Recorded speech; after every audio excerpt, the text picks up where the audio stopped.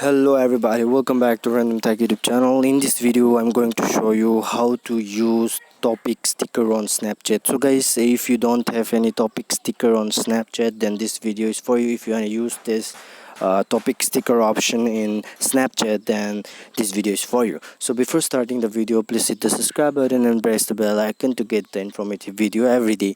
So guys, this is the latest update of Snapchat. So I will show you how to get it. First of all, what you have to do is you have to go to your you have to go to your Google Play Store. Okay, where's my Google Play Store? Okay, here it is. So you have to go to your Google Play Store, and then after going to Google Play Store you have to search for Snapchat here. So let me search for Snapchat.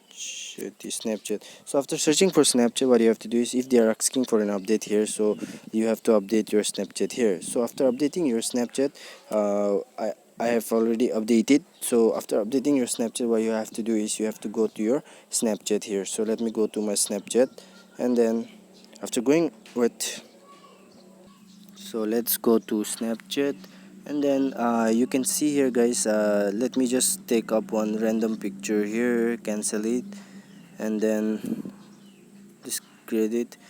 Now guys, it's let me just take a random picture here.